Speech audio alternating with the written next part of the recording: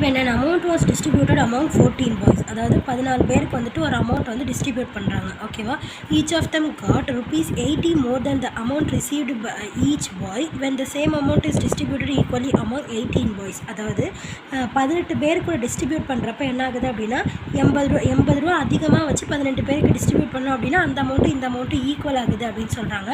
அப்போ அந்த அமௌண்ட் என்ன அப்படின்னு நம்மளை கண்டுபிடிக்க சொல்லியிருக்காங்க. ஓகேவா, இப்போ பாருங்கள், 14 பாய்ஸ்க்கு வந்துட்டு அமௌண்ட்டு கொடுக்குறாங்களா, அப்போ ஒருத்தனுக்கு எவ்வளோ கொடுப்பாங்க அப்படின்னு நம்ம கண்டுபிடிக்கணும்ல. அப்போ ஒருத்தனுக்கு எவ்வளோ அப்படின்னா அந்த டோட்டல் அமௌண்ட்டு நம்ம எக்ஸ்ன்னு வச்சுக்கலாம்.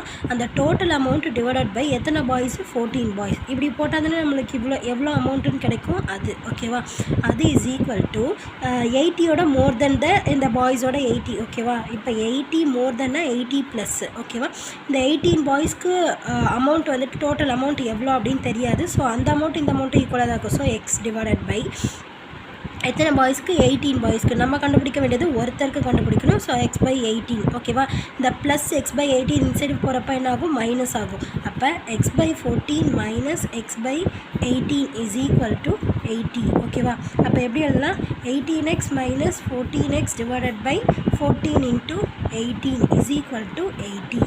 18ல் 14 போயிடுச்சுன்னா பேலன்ஸ் எவ்வளோ, 4. So 4x divided by 14 into 18 is equal to 80.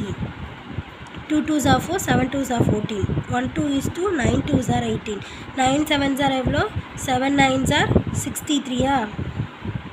So x is equal to இந்த கீழே டிவைடில் இருக்கிற இன்சைட் போகிறப்ப மேலே போயிடும். So 80 into 63. ஓகேவா, ஸோ மல்டிப்ளை பண்ணால் நம்மளுக்கு என்ன கிடைக்கும், 0 தான் வரும். அடுத்தது 8ஓட 63 மல்டிப்ளை பண்ணலாம். 3 8s are 186, 2 8s are 16, 3 8s are 24க்கு 4 balance 2, 6 8s are 48, 48 + 2 50.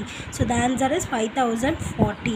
அந்த டோட்டல் அமௌண்ட் வந்துட்டு என்னது, அவங்க அமௌண்ட்டாக எவ்வளோ ஃபஸ்ட்டு டிஸ்ட்ரிபியூட் பண்ண ஆரம்பிச்சிருப்பாங்க அப்படின்னா அதுக்கு முன்னாடி வந்துட்டு 5040 ருபீஸ் வந்து அவங்க கையில் இருந்திருக்கும்.